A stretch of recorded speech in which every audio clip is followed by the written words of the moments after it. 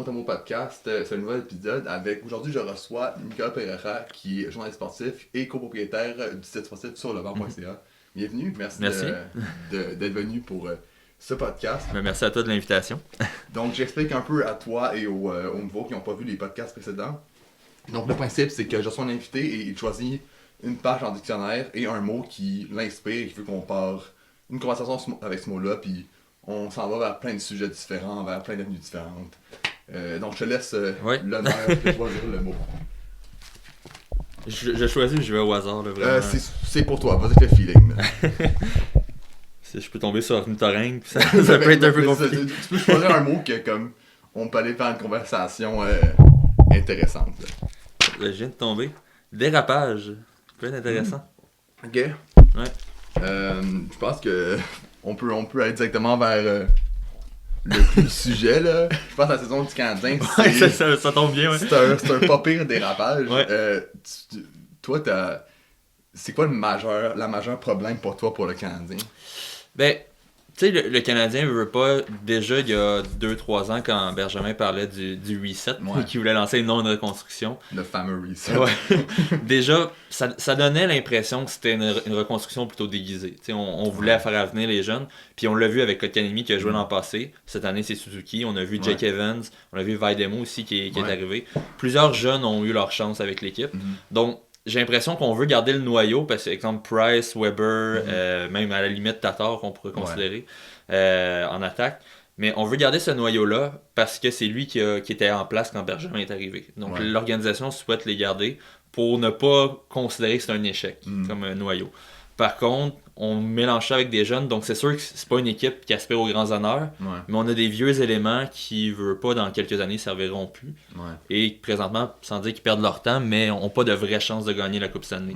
Donc moi, je pense que le plus gros problème, c'est ça, c'est qu'on veut pas s'avouer, l'organisation veut pas s'avouer à elle-même que est en reconstruction présentement et que c'est les jeunes qui vont prendre la place très bientôt. J'ai le feeling que comme Bergevin puis Molson peut-être pensent que à Montréal, faire une reconstruction, c'est une équipe légendaire. Les partisans vont être comme ben non, nous on veut tenter de faire les playoffs à chaque année, mais ça fait 4 fois en 5 ans qu'on va les manquer. Probablement il y a bonnes chances qu'on va les manquer cette année. On s'entend sur ça. Fait que c'est comme à quel point tu t'investis dans une équipe comme ça. Puis pour vrai, cette année, ça fait environ à peu près 10 ans que je suis le hockey comme assez régulièrement. Puis cette année, c'est la première fois que je suis comme j'ai un peu perdu l'intérêt du Canadien, on dirait. Parce que on dirait que j'ai bien qui nous niaise un peu là. Je sais pas si tu sens ça un peu. C'est vraiment ça, ça revient à mon idée de j'ai l'impression que le fait que l'organisation n'a pas avoué ou n'a pas dit clairement on fait une reconstruction, c'est ça qui a plus frustré. Parce que le fait de vouloir faire un reset, on a l'impression que l'équipe est tout prêt à chaque année. Tu sais, l'an passé, on a fini à 1 point des séries, donc on a l'impression que c'était positif. Puis là, cette année, les attentes, sans dire qu'on s'attendait encore là à une grande saison, on espérait faire les séries. Vu que le discours, c'est ça qui revient, oui, on a l'impression un peu qu'on nous niaise, parce qu'il n'y a pas d'avancée. Mais c'est normal, parce que l'équipe, en réalité, c'est une reconstruction vers laquelle elle s'en va. Mais le fait, justement, qu'on a toujours espoir qu'ils vont faire les séries, vu que l'organisation nous dit on pousse pour ça, à chaque fois, on est légèrement déçus, pas, puis ça fait en sorte que l'intérêt se perd. Puis même moi, je te dirais, je suis davantage le club école cette année que la grande équipe. Mais justement, club école, la saison du Rocket, c'est quand même une amélioration. Puis Joël Bouchard, ça fait 2-3 ans qu'il est c'est la deuxième année. C'est ça. Fait que là, on commence un peu à voir l'effet Joël Bouchard. Puis c'est aussi, je pense, comme on critiquait beaucoup Timmins par rapport aux joueurs qui sélectionnent puis au développement des joueurs, mais je pense que là, on a quelques-uns qui commencent peut-être à avoir un produit un peu plus intéressant. Fait que comment t'évalues la saison du Rocket jusqu'à présent? Ouais, ben, depuis son arrivée à Laval en 2017, c'est la saison la plus positive. Sincèrement, l'équipe va quand même bien, est à 2 points des séries présentement. Donc, se bat toujours pour une place en série. Mais ce qui est surtout le fun, c'est qu'on voit, comme je disais tantôt, les jeunes qui ont joué avec l'organisation avec le Rocket, qui ont eu des matchs cette année. Puis, tu sais, ils ont quand même connu des bonnes performances. Jake Evans qui s'est taillé un poste quasiment avec l'équipe. Puis même pour l'an prochain, je serais pas surpris qu'il pilote le 4e trio, peut-être même qu'il monte éventuellement. Mais justement, c'est des jeunes qui font très bien à Laval. C'est surtout qu'ils sont bien encadrés aussi. Tu sais, l'équipe de Joël Bouchard, quand ils sont arrivés l'an passé, c'était un tout nouveau projet. Donc c'est sûr, la saison a été difficile comme les années d'avant. Donc ça pouvait prendre un certain temps justement, puis Joël Bouchard l'a dit, lui il veut vraiment bâtir puis faire du développement avec les jeunes. Ouais. Puis les résultats sont en train de se voir cette année. L'an passé, c'était nouveau pour tout le monde, donc c'était un peu normal. Puis cette saison, ben, c'est le résultat si on veut. Puis, tu sais, il y a beaucoup de jeunes joueurs, même Kotkaniemi présentement, qui retournait avec le club école. C'est bon pour lui à ce moment-là, parce qu'il a la chance de jouer plus, puis de viser justement les séries, ce qui est déjà plus possible avec le Canadien. Ouais. Puis justement, Kotkaniemi, qui est un gros sujet de conversation, puis je pense que, en tout cas, mon opinion, c'est que je pense que le monde s'emballe un peu, puis on en a beaucoup dans la tribune, puis dans les débats sportifs, que comme au repêchage de. Il était repêché en 2018. 2018, oui, mais l'an passé. Ouais, c'est ça. Puis tout le monde était comme, on aurait dû prendre Tkachuk au lieu de Kotkaniemi. Puis je pense que chaque joueur se développe à son rythme. Ouais. Puis présentement, Tkachuk est une coche au-dessus de Kotkaniemi. Mais je pense qu'il faut pas capoter. Il y a 19 ans, il y a même pas 20 ans, je pense. Si je ne me trompe pas, il vient d'avoir 20 ans. Ouais, ça c'est comme. Il est encore très jeune. Il y a une saison dans la LNH. Ouais. Puis, il y a des comparaisons de saisons qui se font assez facilement. Comme, mettons, tu compares des joueurs comme, mettons, le Cavalier, qui a pas eu une saison recrue extraordinaire, ou des affaires comme ça, des jeunes centres qui sont arrivés dans la LNH très tôt, dès leur première année après être repêchés, puis qui n'ont pas des saisons extraordinaires.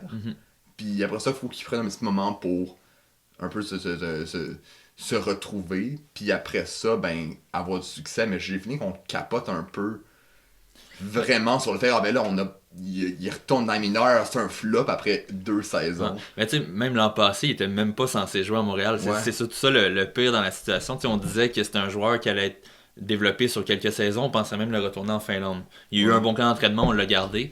Mais oui, tu le disais justement, Tkachuk qui paraît super bien présentement.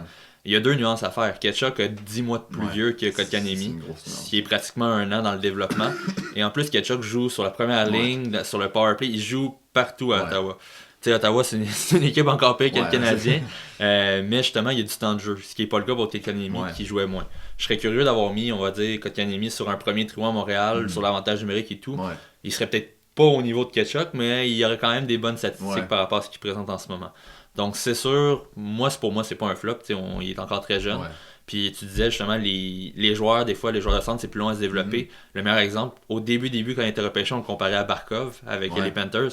Barkov, pendant sa première saison, c'était très difficile. Puis là, dernièrement, dans les dernières saisons, c'est entre 80 et 90 points. Donc, il faut être patient. À Laval, justement, il fait très bien. Il a 13 points en 12 matchs. Donc, on le voit que c'est un passeur. Il y a 12 passes, un but. Son but, c'est dans un filet désert, justement. donc, au moins comme... C'est un joueur de centre, puis quand mettons, on pense dans 2-3 ans, Caulfield qui a des chances à Montréal. Exactement. Ça, c'est quelque chose qui pourrait marcher. On rêve un peu dans le futur, mais un marqueur, Caulfield comme brûle à une séance en ce moment, puis Kotkaniemi commence à. C'est plus long, mais il fait des belles choses. Fait que... il y a des joueurs qui c'est comme ça. Thornton. On le considère comme un grand joueur, probablement un joueur du temple de la renommée à sa retraite.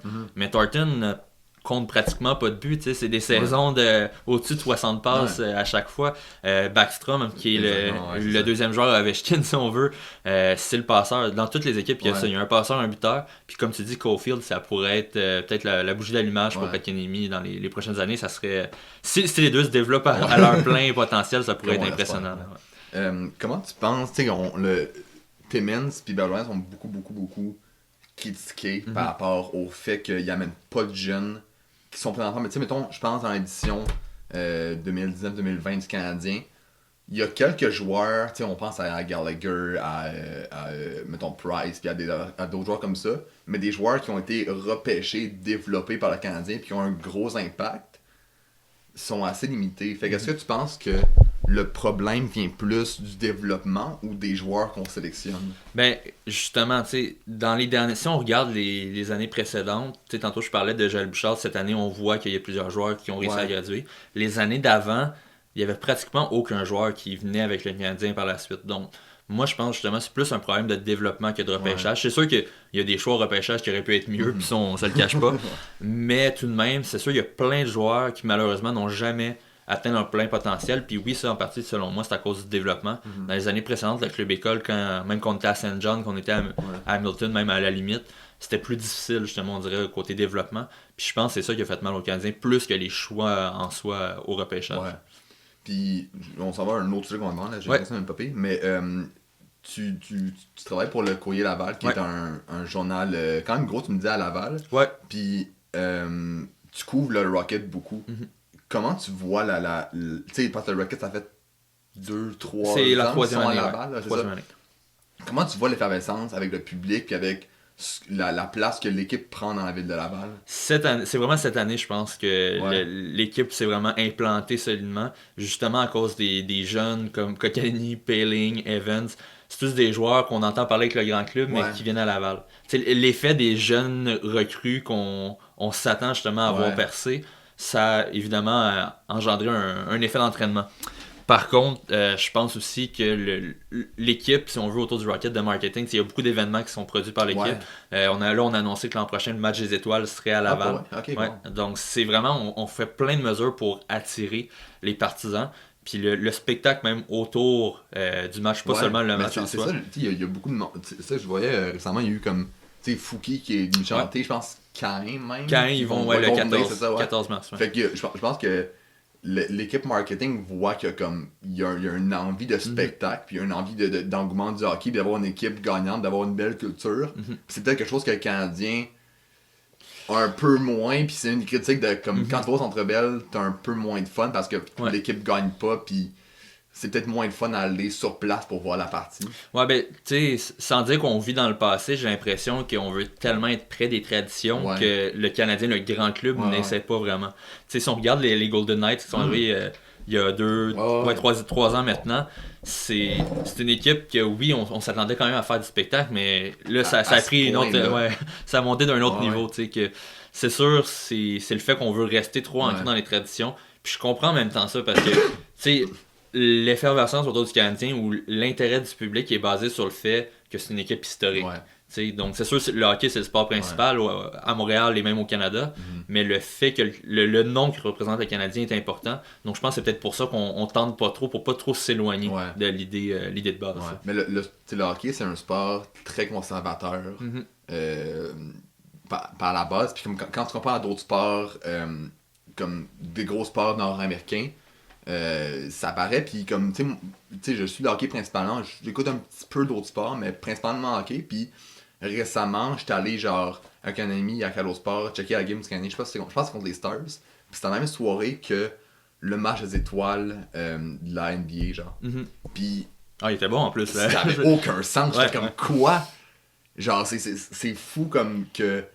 C'est pas quelque chose de... Oui, c'est un sport sérieux, mais là, c'est un événement où c'est genre... C'est pour le fun, puis les dunks, puis tout ça, ça avait aucun sens. J'étais comme...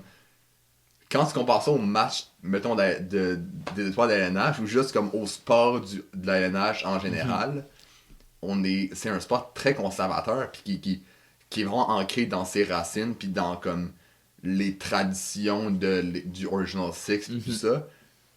Fait que je pense que les Golden Knights amènent un petit peu de spectacle américain.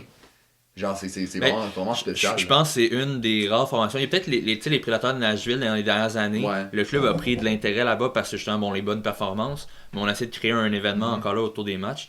Mais j'ai l'impression que justement, c'est plus les clubs en soi qui sont capables de faire ça. La Ligue nationale, comme tu le dis, est vraiment ancrée dans ses traditions. Puis, tu sais, le basket, justement, tu me disais que t'as aimé le match des étoiles. C'est incroyable. Je pense que c'est un des rares matchs des étoiles où on a vu vraiment les joueurs des deux équipes vouloir gagner. Jouer à tout prix. Puis en plus, si on regarde les recherches actuellement, la NBA est un des seuls sports qui ne perd pas d'adeptes dans les catégories d'âge plus jeunes. Si on regarde exemple le hockey, le baseball, si je me trompe pas, même il y a le golf évidemment, là, même le soccer des fois c'est déjà mieux, là, mais c'est des sports qui, chez les plus jeunes, on va dire les tranches d'âge 18-20 ans ou même un peu plus vieux, sont de moins en moins écoutés. On va aller plus vers exemple les e-sports, les jeux vidéo. Donc, c'est sûr, le fait que la NBA est capable de se renouveler, ça montre que tous les sports n'auront pas le choix d'innover, d'amener de nouvelles choses pour attirer les plus jeunes. Puis je pense que, comme, tu sais, côté marketing, je pense que la NBA a comme vraiment comme surpasser les autres sports. Tu sais, il s'allie beaucoup avec des vedettes, des rappers. Tu sais, on sait que Drake c'est un très gros fan de la NBA, puis juste que le fait qu'il s'associe avec mettons, les Raptors, ben là, ça surpasse l'engouement de l'équipe, pis ça fait juste comme amener plus de fans. Fait que je pense que la NBA a réussi à vraiment comme bien s'approprier le sport en 2020 avec les réseaux sociaux, avec tout ce qui englobe comme la sphère médiatique. Ouais. Fait que je pense qu'il y a une coche à augmenter pour la LNH et d'autres équipes. Ben tu sais, même je vais plus loin là, en les jeux vidéo, exemple de sport, si on regarde le NBA 2K20, c'est un des rares jeux où tu vas voir des vedettes de d'autres sports présentes dans le jeu. Donc tu sais, parce que c'est un mode, si on veut que tu crées ton personnage, que si on veut, tu as une histoire autour de lui, puis tu rencontres d'autres vedettes de la NBA, mais tu as des vedettes de d'autres sports, d'exemple du cinéma, de la musique, qui sont ils ont créé le personnage qui est mis dans le jeu. Comme tu dis, c'est vraiment, on voit que c'est les jeunes et, si on veut, toute la sphère qui suit peut-être un peu moins le sport, est quand même plus proche du basketball que les autres sports parce que, justement, il y a tous les liens qu'ils ont fait avec d'autres domaines. Ouais. Ah, ok, c'est fou. On va tourner un peu plus au hockey, là. Ouais. La date limite des transactions est passée. Là, les équipes sont faites. Ils ont tout leur effectif pour s'amener en série. Avec les mouvements qui ont été faits, c'est qui tes favoris pour la Coupe Stanley? Ouf, bonne question. Ben, je te dirais, c'est drôle parce que toutes les équipes qui ont été chercher des gros noms depuis la date limite perdent la plupart de leurs matchs depuis. C'est un peu bizarre. Mais je te dirais, moi, du coup, le Lightning reste toujours une puissance, mais c'est le genre d'équipe qui malheureusement, j'ai l'impression, je les vois pas passer au prochain niveau. Tu sais, c'est un peu comme les Capitals des années 2010 qui gagnaient tout le temps en saison. Ouais, même les Sharks, c'est encore mieux. Les Sharks, c'était quelque chose. Donc, ils gagnaient tout le temps en saison, mais ne faisaient rien en série, puis j'ai l'impression que c'est ce genre d'équipe-là. Peut-être les Bruins de Boston, qui l'an passé ont été en finale, ont encore une très bonne formation. Il faut que le premier trio soit en santé, mais si tout le monde est en santé à Boston, je ne verrais pas pourquoi ils ne pourraient pas se rendre au bout. Dans l'Ouest, je te dirais, c'est plus dur à aller. Tu sais, il y a les Blues qui encore, on se dit, peuvent faire le même parcours en série, mais il y a beaucoup de nouvelles équipes. Tu sais, les Oilers, les Flames, les Canucks, les 3 équipes canadiennes qu'on on voyait pas nécessairement où ils sont cette saison, mais la partie bas du tableau, si on veut, dans l'Ouest, est vraiment ouverte. Donc, moi, je pense qu'on pourrait assister à une surprise. Puis, tu sais, veux pas, les Golden Knights ont encore été chercher du renfort. Donc, ça pourrait être... moi, je verrais les Golden Knights en finale. Faut juste justement qu'ils ne se fassent pas avoir par une des surprises de cette saison. Mais une finale Boston contre Golden Knights, je verrais bien ça. C'est incroyable. Mais les Golden Knights, c'est fou comment en 3 ans, puis même la première année, ils sont là en finale la première année. C'est incroyable. Puis comme je sais pas s'ils vont... La NH va changer leur directive par rapport au repêchage d'expansion l'année prochaine. Penses-tu qu'il va y avoir un peu comme de changement par rapport à ça, du fait que pas l'équipe est trop forte, mais c'est comme c'est ça, pour une équipe d'expansion de première saison, aller en playoff 2 ans de suite, première année aller en finale de la Coupe Stanley. Tu penses-tu qu'il va y avoir des modifications par rapport à ça? Je pense pas qu'il va y avoir de modifications pour la prochaine équipe parce que c'est tellement proche, c'est en 2021. C'est la prochaine. Tu sais, même ils ont annoncé, dans le fond, c'est les mêmes mesures qu'avec Vegas qui va avoir lieu. La seule chose, c'est qu'ils pourront pas repêcher un joueur de Vegas. Justement, Vegas est comme isolé vu qu'elle vient d'arriver dans la ligue. Quoi que je pense, ça pourrait pas, ça changerait pas grand-chose pour eux. Mais c'est vrai que je trouve ça spécial quand même qu'une équipe domine autant après être arrivée. Sauf qu'à la fois, ça serait pas correct de, si on veut, prendre cette équipe-là puis de leur dire vous allez avoir des moins bons joueurs puis devoir partir de plus loin. Parce que vous venez d'arriver. Je pense que le fait d'avoir fait ça, l'engouement pour Vegas a été là dès le départ. Puis c'est un bon coup la Ligue nationale parce que Las Vegas, c'était un marché qui n'était pas exploité par aucune ligue professionnelle. Puis c'était quand même à risque parce que c'est une ville de voyageurs, si on veut. Il y a pas vraiment de... Il y a quelques personnes qui restent toujours sur place à l'année, mais c'est plus rare. Donc, moi, je pense qu'en même temps, ils vont vouloir garder ça pour s'assurer que le marché dans lequel ils vont s'implanter la prochaine fois va rester viable dès le départ. Mais c'est sûr que ça fait spécial que l'équipe d'expansion qui est arrivée il y a 2 ans est meilleure que ton équipe locale ici, canadien, exemple. Mais justement, je pense que le travail... Excuse-moi, son nom est jamais... C'est quoi le DG? C'était McPhee. C'est George McPhee, là, présentement, j'ai oublié s'ils ont changé par contre. Ils ont changé récemment. Il est rendu président McPhee, mais c'est lui qui a fait la plus grosse travail. Le travail qu'il a fait avec cette équipe-là, c'est incroyable. Il a amené, comme tu sais, on pense à Pacioretty, on pense à Stone, on pense à récemment Martinez, puis il a bâti avec certains joueurs qui sont arrivés, on pense à Marchessault, on pense à Fleury, on pense à Smith, c'est des joueurs qui étaient déjà là puis qui avaient un peu comme un potentiel, puis il a juste greffé des joueurs d'impact, puis là il a créé une équipe gagnante en 3 ans. C'est incroyable. Là. Ouais, ben, c'est surtout. Le seul bémol que j'ai à son travail, c'est comme quand il était avec les Capitals, McPhee a donné beaucoup de gros contrats, ça fait en sorte qu'ils ont déjà des problèmes salariales, ils sont déjà serrés. Ouais, okay. Sont déjà serrés pour le plafond. Mais oui, par contre, les joueurs qu'il a amenés, écoute, c'est impressionnant. Moi, celui qui ça m'impressionne le plus, c'est Mark Stone, qui ont réussi à aller chercher l'an passé. C'est rendu l'âme offensive de cette équipe-là. Avec Pacioretty, ils font un très bon duo. Non, c'est une équipe impressionnante. C'est pour ça que je les vois se rendre loin. Parce qu'ils ont des bons joueurs à peu près toutes les positions.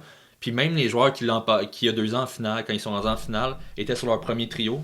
Mais maintenant, ils sont peut-être rendus sur le 2e ou 3e.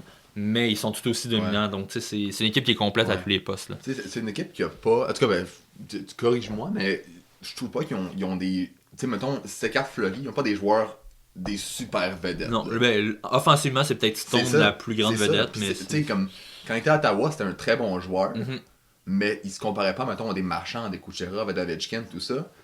Puis défensivement, tu sais, ils ont des... Theodore, il est la bon, défense, c'est vrai. Ils ont une bonne défense, mais je veux dire, ils n'ont aucun joueur qui... Mettons, tu penses aux équipes gagnantes, aux grosses équipes, que ce soit les Capitals, les Bruins, tout ça. Ils ont des gros joueurs offensivement ou défensivement.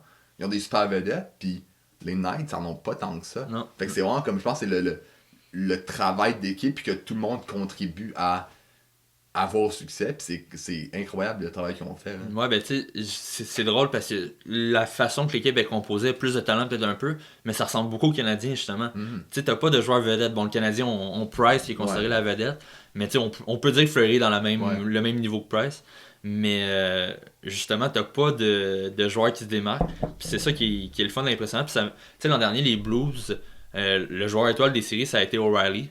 Qui a connu des super séries, mais en même temps, c'est pas un joueur étoile. Peut-être qu'il y a justement cette nouvelle facette de la Ligue nationale qui va imposer d'avoir des bons trios équilibrés plutôt que des vedettes. Mais présentement, c'est sûr que c'est vraiment le fun de voir ça.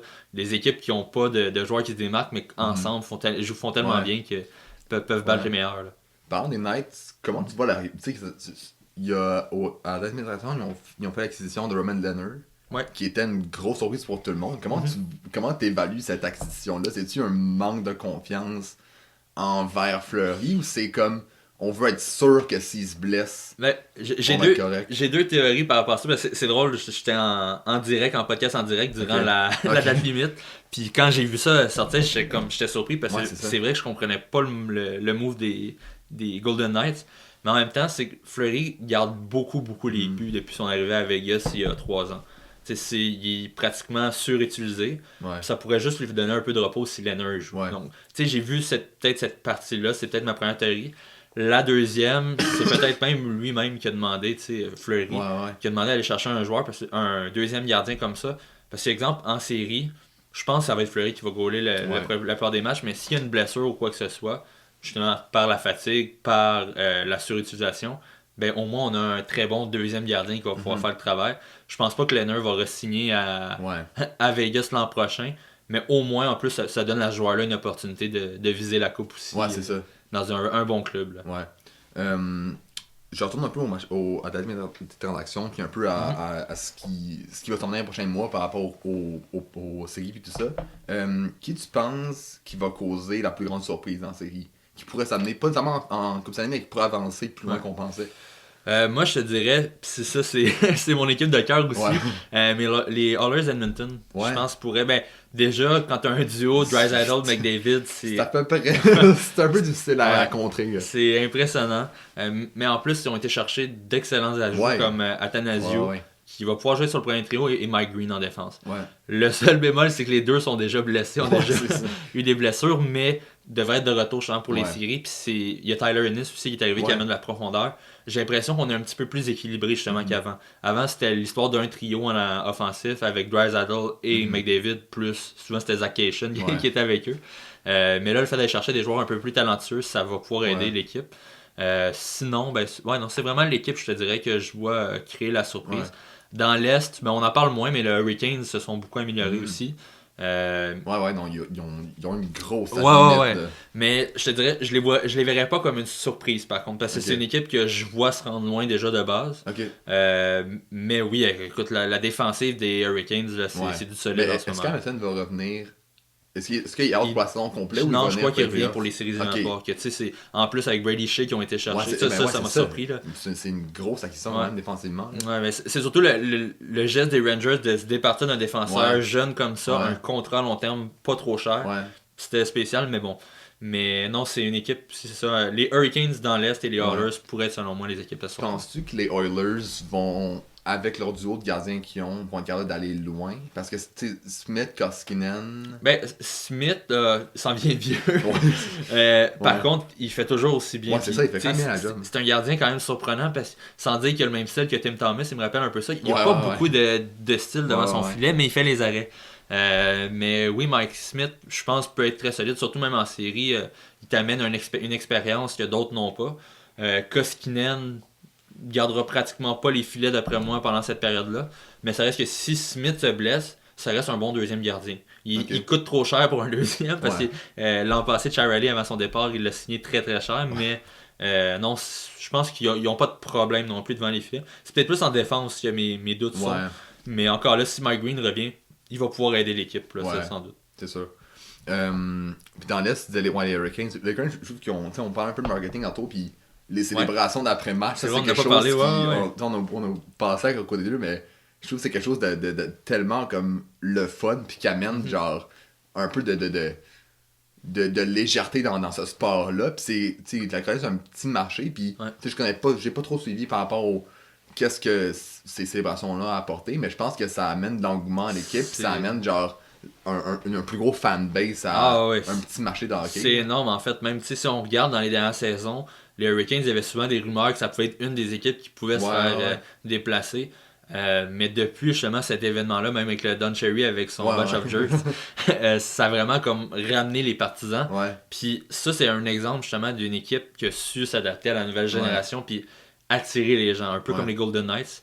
Les Panthers de la Floride, les Coyotes de l'Arizona, c'est des équipes que pratiquement personne au match, mais s'ils parvenaient à créer quelque chose, pas la même chose, mais ça c'est rendu propre aux Hurricanes, mais un autre événement ou quelque chose autour de la glace qui pouvait faire en sorte que les partisans reviendraient, je suis sûr à 100% qu'ils pourraient remplir l'aréna. C'est ce que les Hurricanes font dernièrement. Parce que j'ai l'impression que c'est un peu maintenant, pas maintenant, mais comme tu sais l'offre de sport ou de divertissement est rendue tellement grande que, tu sais, je suis sur internet, je peux checker des vidéos sur YouTube, je peux checker.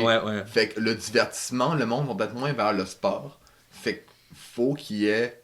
Genre, c'est plate, pis ça enlève peut-être un peu de... Le cachet sur le sport. Ouais, c'est ça amène un peu moins par rapport aux performances, par rapport au sport en soi, mais comme, je pense qu'il faut s'adapter à la nouvelle génération, il faut s'adapter à l'ère. Fait que peut-être que maintenant, faire un show, aussi avoir des performances bonnes sur la glace, mais faire un show aussi, c'est peut-être important, ou amener quelque chose qui va ramener les partisans à écouter chaque match puis à se déplacer à l'aréna. C'est quelque chose peut-être qu'il faut que les équipes à plus petit marché, peut-être même à gros marché aussi, envisagent. Ben, tu sais, si on regarde, là, parce qu'on parle beaucoup du hockey, mais même dans les autres sports, les assistances sont complètement en baisse, parce que comme tu te dis, de plus en plus, je peux rester dans le confort de chez moi sans dépenser un seul sou, puis j'écoute les matchs qui sont disponibles un peu partout. Tandis que quand je vais là-bas, ben, je paie un certain prix. Même quand je vais être bien placé, je paie un gros prix. Puis je m'attends à avoir un spectacle. Tu sais, le Canadien, justement, comme on disait tantôt, sont tellement dans les traditions qu'il n'y a pas de... Le spectacle n'est pas là en plus parce qu'il n'y a pas rien qui est créé autour de l'équipe. Donc, je paierais, exemple, un 100, 200, 300$ pour aller voir des matchs, puis finalement, avoir juste ce que ça glace qui n'est pas super. Ça m'intéresse moins, mais aller, comme tu dis, les Hurricanes, si tu vas là-bas, bon, tu sais que s'ils gagnent à la fin, il va y avoir un événement. Ils créent plusieurs spectacles pendant le match. Là, ça devient intéressant parce que tu vas pas juste voir le hockey, tu vas voir ce qu'il y a autour. Même au baseball, ils parlent des assistances depuis des années, c'est en chute libre. C'est une des assistances que c'est la plus vieille, si on veut, dans tous les sports. Un peu comme le golf encore. Mais c'est parce qu'ils n'ont pas été capables de se renouveler. C'est vraiment le plus gros défi en ce moment des équipes.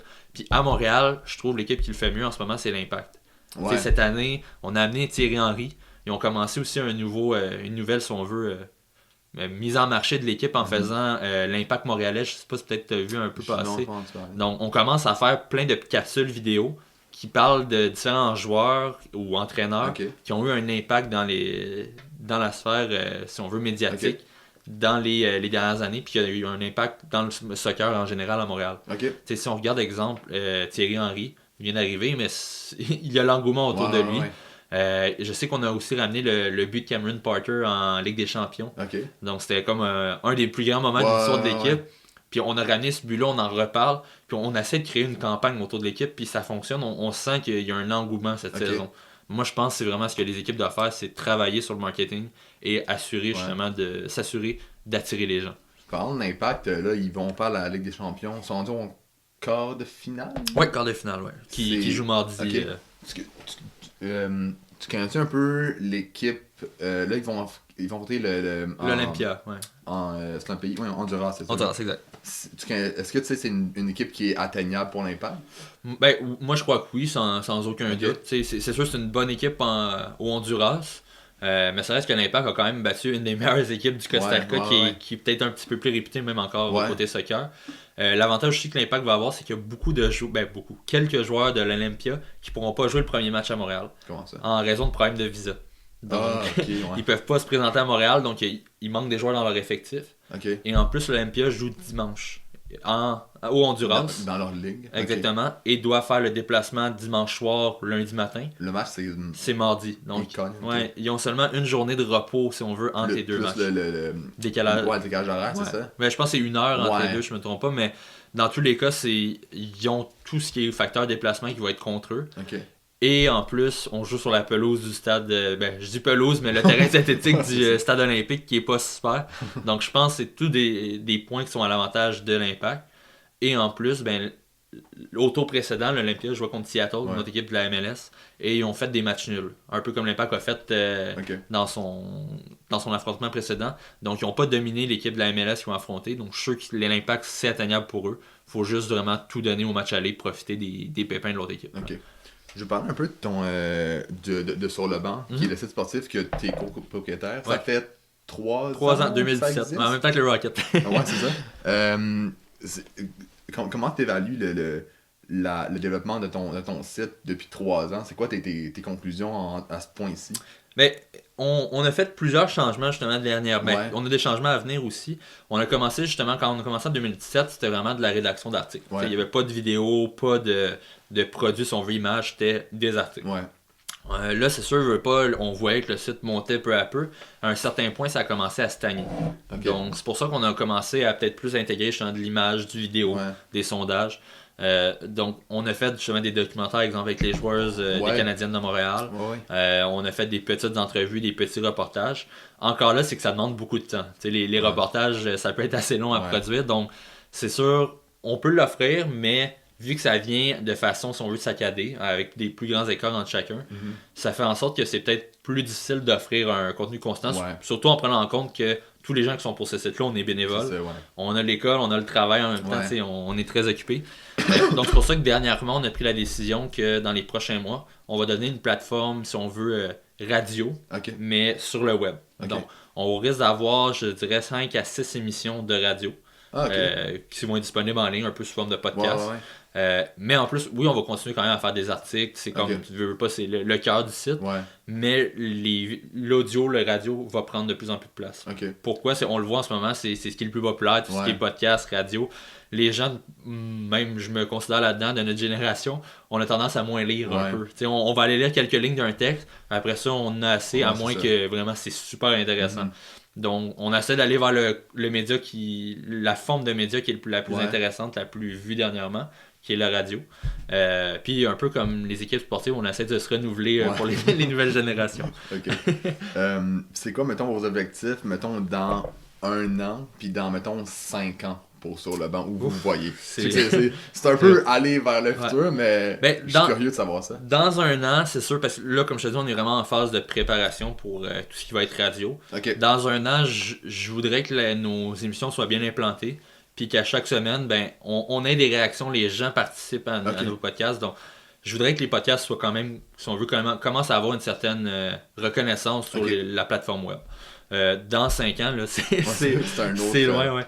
Je te dirais, c'est sûr, si le site a continué, parce que c'est sûr, on ne sait jamais ce qui peut arriver, on souhaite justement prendre plus d'ampleur puis éventuellement s'équiper, avoir vraiment de l'équipement pour faire du reportage, mais de façon plus, si on veut, concrète, puis plus fréquente. C'est pas une fois de temps en temps, exemple, une fois par mois, on sort une vidéo. Non. Essayer d'avoir quelque chose qui est hebdomadaire.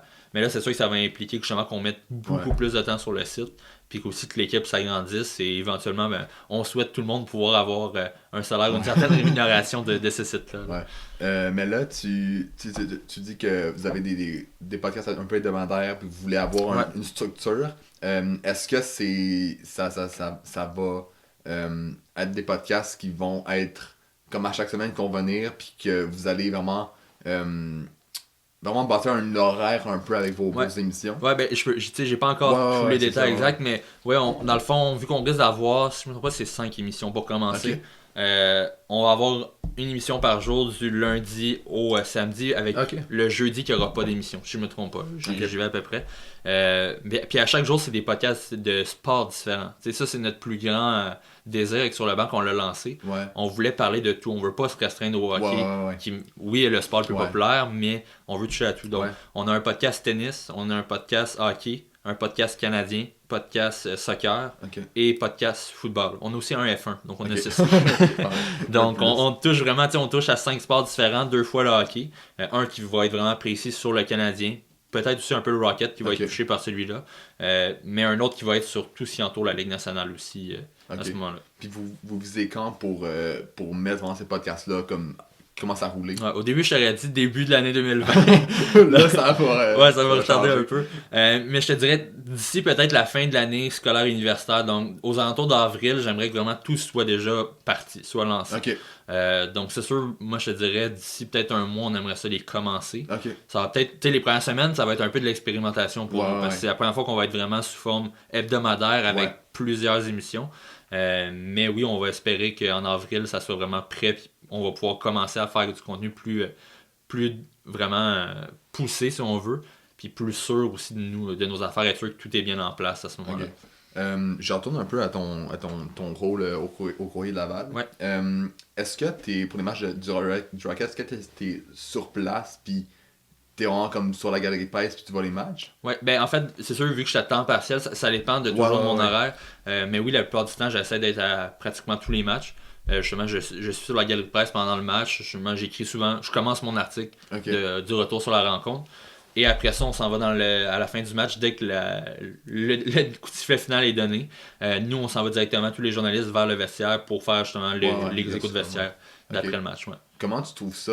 Parce que je pense que c'est une des premières fois que tu es vraiment comme dans l'action, tu es sur place, tu interviews les joueurs. Comment tu trouves ça de faire la transition à, mettons, faire un podcast ou être plus à l'écrit sans être dans l'action, puis là, être vraiment sur le terrain, être... C'est sûr, c'est encore plus fun, parce que on a vraiment les réactions des joueurs, on est un peu plus près d'eux, veux pas, parce que quand, exemple, j'écris, on va dire 2-3 ans, j'ai écrit un article sur justement Jake Evans. Je dis, là, je peux parler de toutes ces statistiques, tout ça, c'est bien beau, mais je le vois pas vraiment, j'ai pas sa réaction, je sais pas comment lui il se sent. Là, on a un peu plus cette impression-là. On peut savoir qu'un joueur, peut-être, va moins bien dernièrement, mais ça apparaît justement dans son attitude, on le voit. Donc ça, c'est la partie que je trouve peut-être plus intéressante. Plus humain, peut-être. Exactement. Puis en plus, l'avantage, c'est sûr, au Courrier Laval, souvent, on essaie de faire des portraits de joueurs. Donc, on raconte l'histoire du joueur en général. Ça me permet justement de parler avec lui de tout son cheminement. C'est bien beau, exemple Wikipédia, qu'on a une petite description du joueur. Mais on ne sait jamais ce que le joueur a vécu. Je prends l'exemple d'Alex Belzile. Blessé présentement, mais connaissait encore une très bonne saison. Puis l'an dernier, a été le meilleur pointeur du Rocket. Il n'a jamais été repêché. À chaque fois qu'il a essayé de graduer d'un échelon, ça a toujours été difficile. Il vient du Bas-Saint-Laurent, donc c'est sûr, il vient d'une petite ville. Il n'y avait pas de club midget 3. Pour jouer midget 3, il fallait qu'il y ait 1h30 de chez lui. Il a décidé de rester dans son patelin quand même. Une année, a décidé finalement d'aller essayer les clubs, ça n'a pas fonctionné, il a dû revenir. Il y a toujours eu des confrontations, mais ça, c'est toutes des choses que Wikipédia ou en c'est ligne, ça, j'aurais pas te le retrouvé. diras pas, là. C'est le fait que c'est lui qui me le raconte. Ouais. Puis c'est aussi de voir justement sa fierté d'avoir réussi à atteindre ce niveau-là, Ouais. malgré ses défis. C'est ce qui est vraiment le fun. Puis selon moi, c'est ça la base du sport, c'est les histoires humaines qu'on Ouais. en ressort. Là.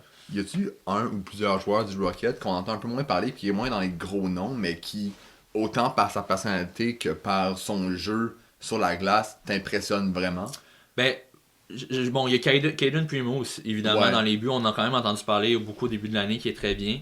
Mais cette saison, dans peut-être les derniers mois, Yannick Veilleux Ok. est vraiment très, très Pas intéressant. pantoute, ce joueur. Non, mais c'est ça, il est quand même méconnu, mais ça fait plusieurs années qu'il roule sa bosse dans la Ligue américaine. Ok. A toujours connu des saisons d'une trentaine de points. Il a rejoint le Rocket en milieu de saison cette année. Ben, en Ok. fait, il était déjà avec l'équipe, mais il était blessé. Ok. A sauté son tour quelques fois. Mais je te dirais, j'ai pas ses statistiques exactes, là, mais il est pas très très loin du 1 point par match. Ah, pas Puis, vrai. ouais, depuis qu'il est là. Puis, si je me trompe pas, c'est près de 20 points en 25 matchs environ. Là. Ouais. Mais joue très très bien. C'est très bien adapté au système de jeu de Joël Bouchard. Tu sais, Joël Bouchard arrive des rangs juniors. Ouais. C'est sûr, il est habitué avec les jeunes. Il y a plusieurs vétérans, Riley Barber, Phil Varney, qui ont été échangés dernièrement, même Mathieu Ouais. Pekka aussi. Mais Yannick Veilleux est un des bons vétérans qui a su Ok. s'adapter au système.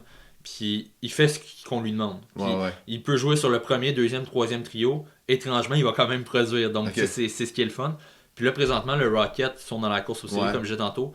Plusieurs joueurs ont été rappelés par le Ouais, Canadien c'est à ça, cause des blessés. Mais Yannick Veilleux est un de ceux qui s'est vraiment levé Ok. avec cette équipe-là. Ok. Tu penses-tu que. Ben, c'est sûr que le rappel de. On parle de Vedemo, on parle de Hudon, on parle de Ouellet, Osner. Ouais. C'est des gros joueurs pour le Rocket, des joueurs importants qui jouent des grosses minutes. Est-ce que tu penses qu'ils vont être capables de atteindre des séries même avec ces gros morceaux-là qui sont partis à Montréal? Ça sera pas facile. Mais, tu sais, ce qui est spécial, puis je l'ai réalisé cette année avec le Rocket, dans les moments où l'équipe avait tous leurs meilleurs joueurs, Ouais. incluant justement, tu sais, quand Kotkaniemi est arrivé au début, quand Payling est là en ce moment, puis même quand Evans, Vaidemo, Osner, Ouellet étaient tous là, l'équipe gagnait moins. C'est ce qui est vraiment... Ouais, c'est ce qui est spécial, on dirait.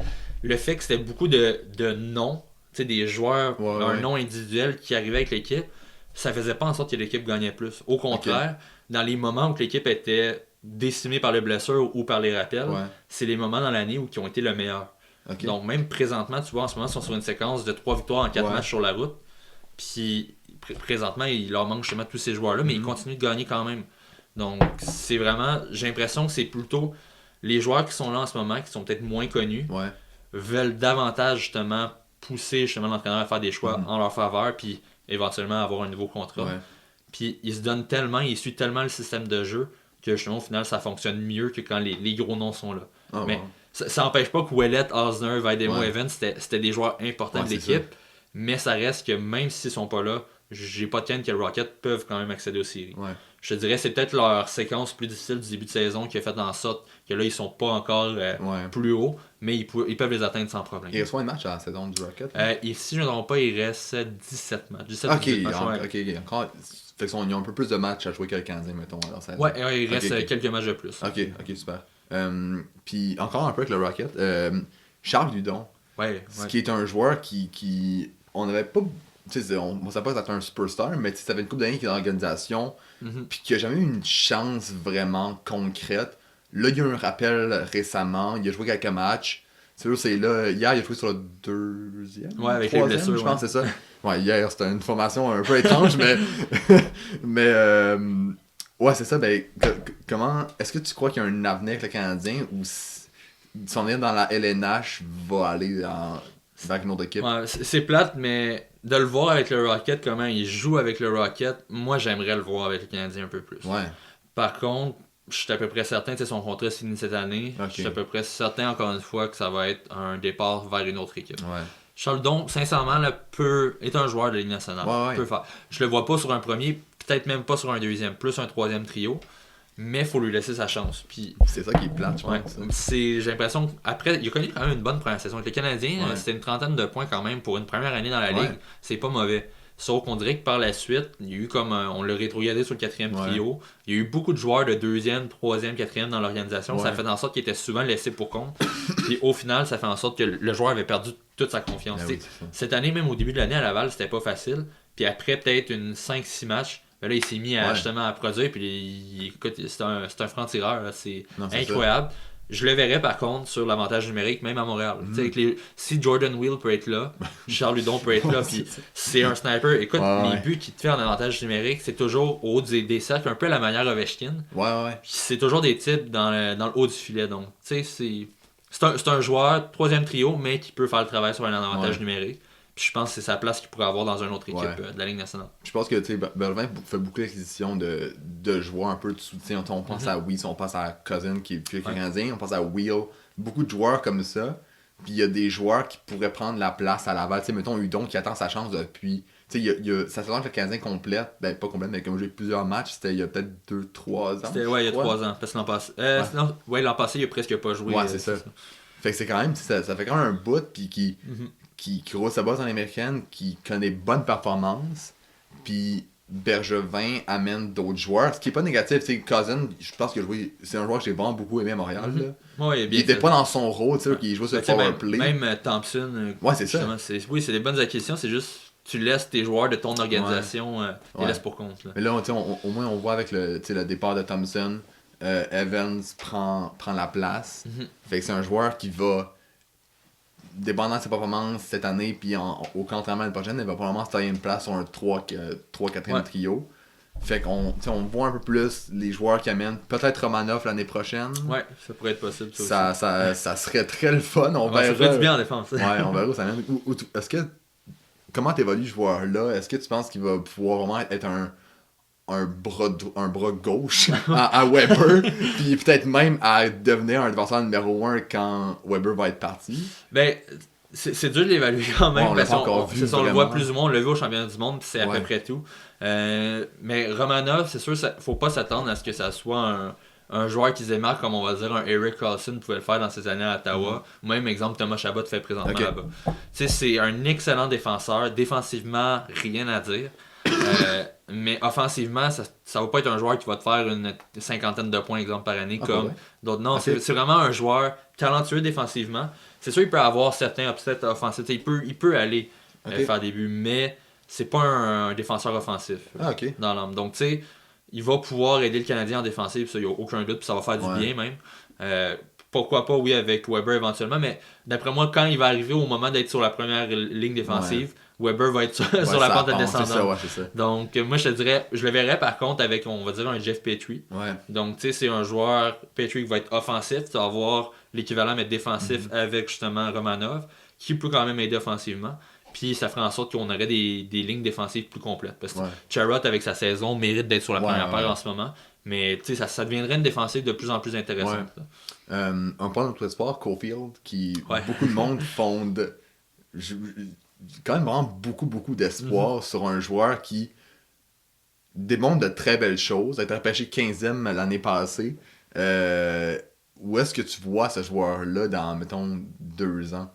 Ben, dans 2 ans, je le vois jouer sa première saison avec les Canadiens. La façon, tu sais, Marc Bergevin, la façon qu'il a parlé avec Mathias Brunet dans son entrevue, disait que l'an prochain, il sera pas avec l'équipe, il préfère le garder encore dans son équipe universitaire, quoi qu'on sait jamais ce qui peut arriver. Mais c'est sûr, dans quelques saisons, Caulfield peut devenir ton meilleur marqueur, ton meilleur buteur. C'est ce que le Canadien recherche depuis des années. On parlait toujours d'un grand centre offensif qu'on avait besoin. Mais le grand centre offensif qu'on a dans l'organisation en ce moment, c'est Kotkaniemi, mais c'est pas un buteur, c'est un passeur. Donc, c'est sûr que Caulfield, je pense que c'est peut-être l'élément qui peut compléter autant un Kotkaniemi que même un Suzuki, à la limite. Parce que, tu sais, on parle beaucoup de Kotkaniemi vu que c'est un 3e choix, mais Suzuki, cette année, c'est impressionnant.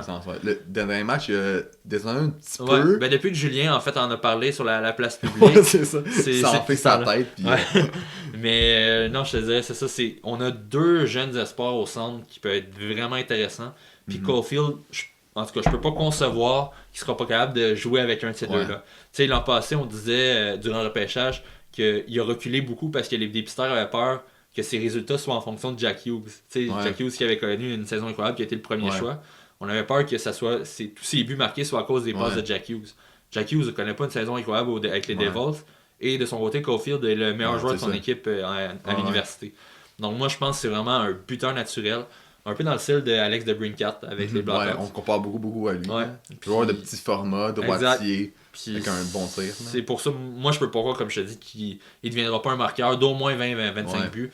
au minimum, puis ça peut être juste en montant. Là. Ouais. Je pense que, pour moi, je l'espère, puis je pense que ça va être un très gros été pour le Canadien. Je pense que j'espère qu'il y ait un gros changement, que ce soit, tu sais, là, Benjamin a confirmé récemment que Julien allait revenir pour la saison prochaine. Ouais. Est-ce que tu t'attends à des gros changements, que ce soit quelque chose dans la direction ou chez les joueurs, ou tu penses que Benjamin va plutôt garder le statu quo comme il nous c'est un peu habitué? Je sais plus quoi te dire, parce que, tu sais, la logique voudrait qu'il aille chercher des noms, tu sais, même Taylor Hall est disponible cet été, là, faut pas l'oublier. Puis c'est un joueur, un peu comme Matt Duchesne l'an passé, qui a déjà dit dans le passé qu'il aimait Montréal et que c'est une ville où il aimerait jouer. Mais la façon que l'équipe semble aller, Benjamin n'a pas l'air de vouloir être enclin à se faire des grosses signatures. Tu sais, on base tout sur les espoirs en ce moment, mais si ces espoirs-là fonctionnent pas, on va être pris avec des joueurs justement qui fonctionnent pas. Puis ton noyau, comme on le disait, est déjà vieillissant. Donc moi, je pense qu'il faut un juste équilibre. C'est pour ça que oui, il faudrait qu'il aille chercher un certain nom, pas nécessairement un Taylor Hall, parce que Taylor Hall va être le joueur le plus demandé, mais aller chercher quelqu'un au moins sur le marché des joueurs autonomes qui va avoir un impact, pas un Nate Thompson, pas un Lewis. Là, on parlait d'Ilya Kovalchuk qui pourrait revenir. Tu vois, ça m'intéresse, ça dépend à quel prix, parce que dans ses derniers matchs avec les Canadiens, on voyait déjà que ça avait ralenti. Mais encore là, je pense pas que c'est Kovalchuk qui va faire en sorte que l'équipe va être plus prétendante vers la Coupe Stanley. Ça va être en tout cas pour moi, quand je vois, ça va être un Thompson, mais un peu plus de temps, qui peut contrôler un peu plus, puis qui est une légende dans le monde du hockey international, puis autant dans la LNH. C'est une excellente carrière, puis un gars qui a compté des buts, qui peut encore compter, puis qui peut. Je pense qu'on a vraiment vu l'impact autant chez les fans. Si on parlait de marketing tantôt, Kovalchuk c'est un gros élément marketing. Puis autant, je pense, chez les jeunes, il a été très apprécié dans la chambre, je pense. Fait que je pense que c'est un gars que, à petit prix, dépendant du contrat, dépendant de combien d'années il veut avoir, je pense que c'est un gars qui peut venir aider le Canadien. Mais comme tu le disais, faut pas que ce soit ton gros move de l'été. Non, c'est ça. Parce que si c'est ça, ça va être un peu comme l'année passée où tu fais changer Kincaid, puis Cousin, puis Thompson. C'est un peu comme... Oui, mais il faut qu'il y ait plus que ça. Là. Tu vois, tu sais, justement, tu parles de Kincaid. Le Canadien, là, d'après moi, on va en reparler d'ici juillet, qu'ils vont dire, tous les médias vont dire, on cherche un deuxième gardien.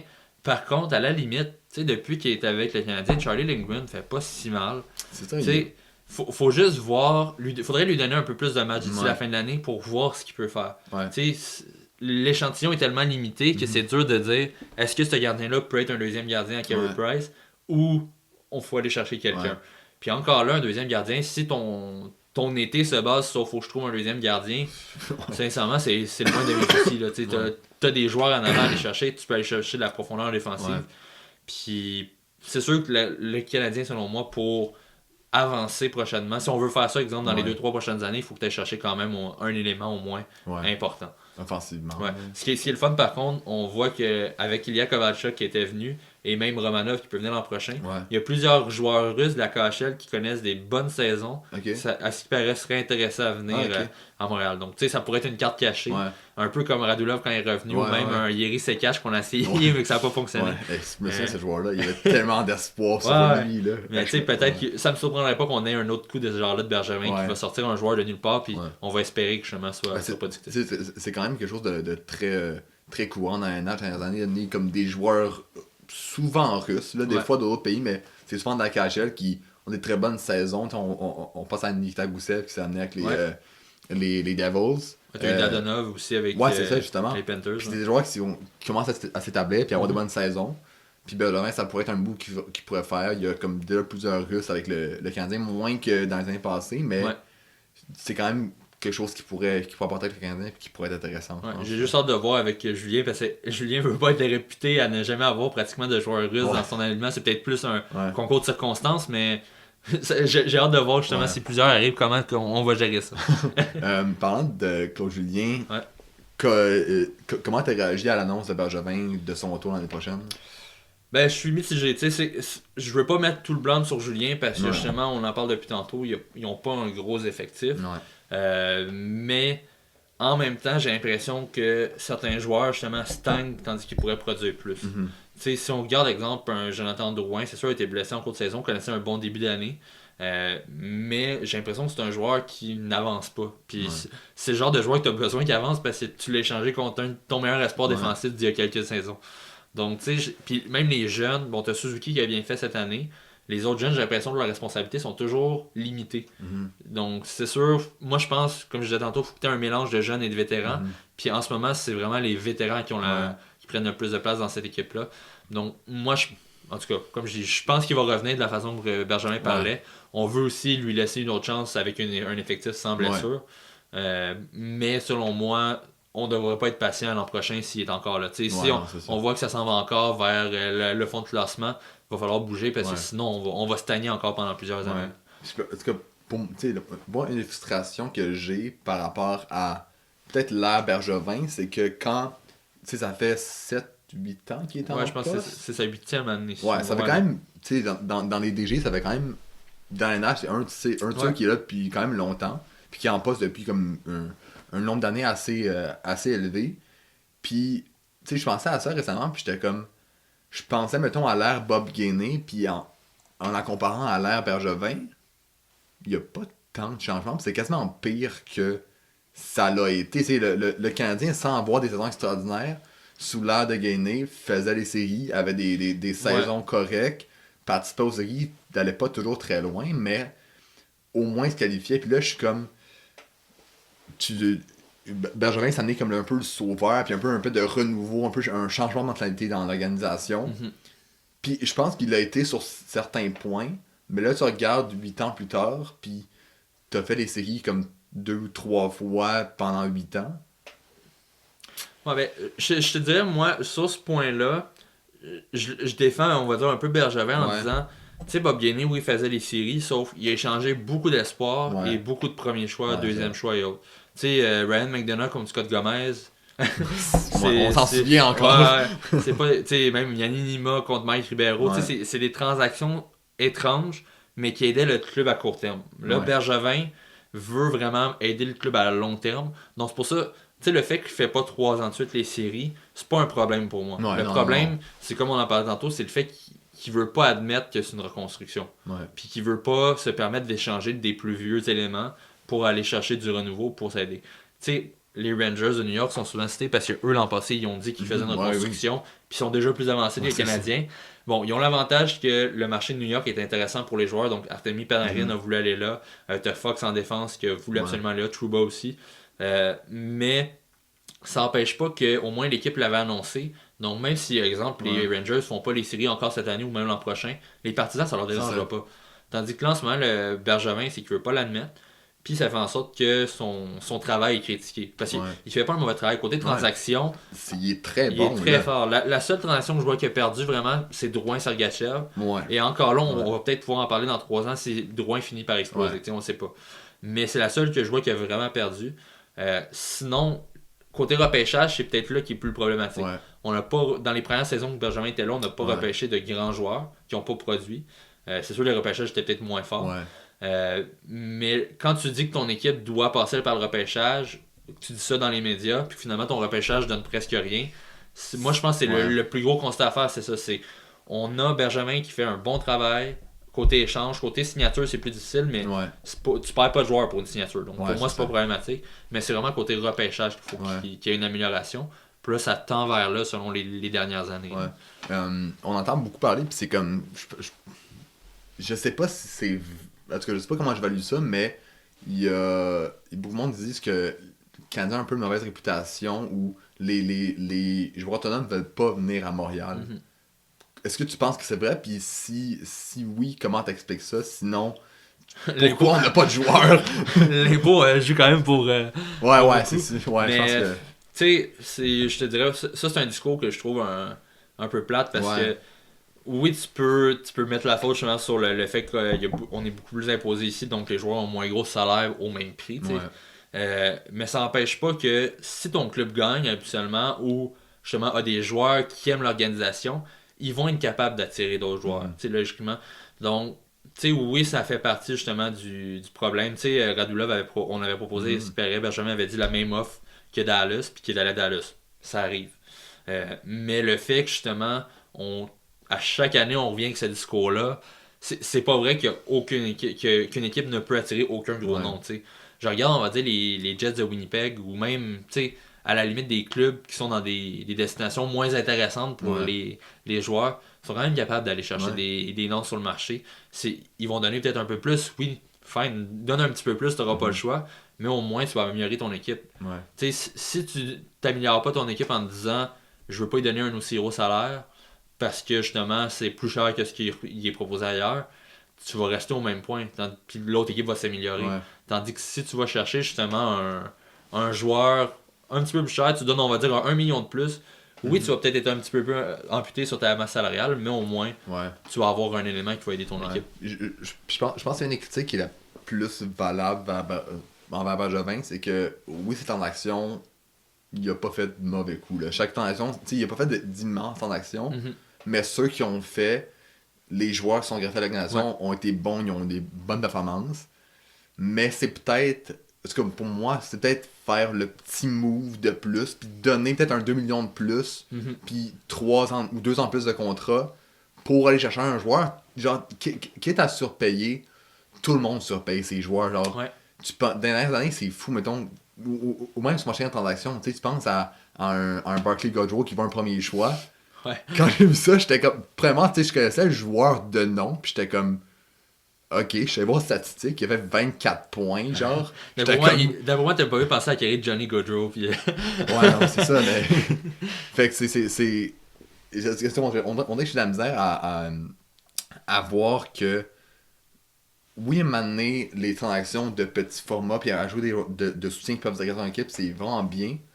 Sauf qu'à un moment donné, si tu veux faire une équipe gagnante, il y a des sacrifices à faire, que ce soit un premier choix, que ce soit un espoir... À un moment donné, je pense que si tu veux aller au prochain niveau, faut que tu fasses des moves qui vont peut-être t'amputer dans certains endroits. Là. C'est pour ça, tu sais, j'ai hâte de voir combien de temps aussi Bergevin va rester encore. Mais j'ai hâte de voir, peut-être l'an prochain, peut-être plus l'année suivante, dans 2 ans. Parce que là, logiquement, dans 2 ans, ton équipe devrait être à son plein potentiel. Tu vas avoir des jeunes vétérans. Tu sais, dans 2-3 ans, le Kotkaniemi devrait être implanté dans la Ligue nationale. Suzuki va être là depuis quelques saisons aussi. Gallagher va être près de la trentaine, va être justement dans son prime, il va être un leader. Logiquement, dans 2-3 ans, tu es censé être une équipe qui va jouer peut-être pour la 4e, 5e place de l'Est, même peut-être plus haut. Donc, logiquement, si tu fais pas dans 2-3 ans des transactions, comme tu dis, que tu échanges un espoir, exemple, dans 2-3 ans, tu échanges ton espoir, c'est que là, tu vas garder des espoirs pour les années suivantes qui seront plus au moment de ton prime pour ton noyau.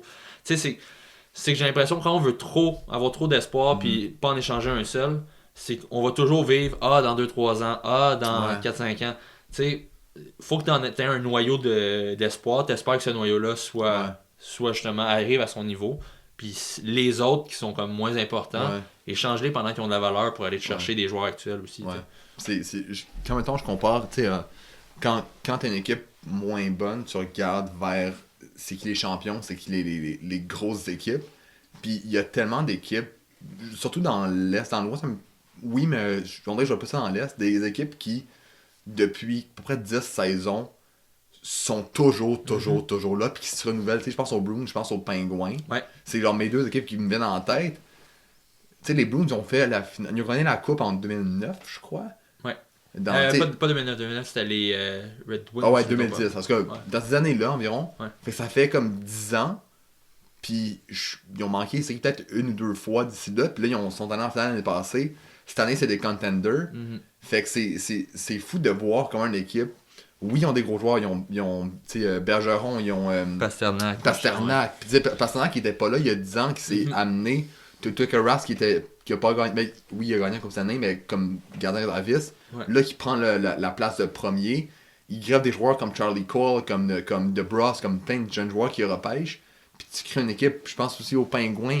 C'est sûr qu'ils ont 2 gros. Ils ont 2 immenses. C'est que spécial, les Pingouins. C'est ça, c'est une équipe vraiment comme qui s'est bâtie en 2 ou 3 ans. Là. Ils ont repêché Fleury, je sais pas dans quel ordre, mais ils ont fait comme Fleury, Le Temps, Crosby, puis Malkin en comme 3 ans, je pense. Fait que t'as amené comme 4 superstars dans l'équipe, puis ils ont réussi à greffer des gars comme Hornquist, comme Kessel qui a eu des gros services à cette équipe-là pendant plusieurs années. Genzel, il amène des joueurs. Fait que c'est incroyable comment, avec quelques joueurs clés, un DG peut juste greffer des joueurs puis comme être contender pendant 15 ans. Là. Ouais. Mais tu sais, justement, c'est un peu ça. C'est autant tu me nommes les Penguins, les Bruins, quand ils ont vu qu'il y avait justement un noyau de joueurs talentueux pour aller au bout, ils n'ont pas hésité à faire des transactions. Puis, tu sais, je comprends le point de vue de Bergevin qui était dans l'organisation des Blackhawks, qui a vu justement des Kane, des Taves, justement, se développer et devenir le noyau de son équipe. C'est bien, t'en as peut-être 5 comme ça dans une organisation, puis le reste, ça va être des joueurs de soutien. Fait qu'au final, il y a peut-être des joueurs de soutien qui vont être prêts dans 2-3 ans, ou que tu échanges ton joueur de soutien futur pour justement un joueur actuel. Rendu là, t'es mieux d'aller chercher quelque chose pour maintenant, puis pouvoir justement bâtir quelque chose tout de suite. Là. Ouais.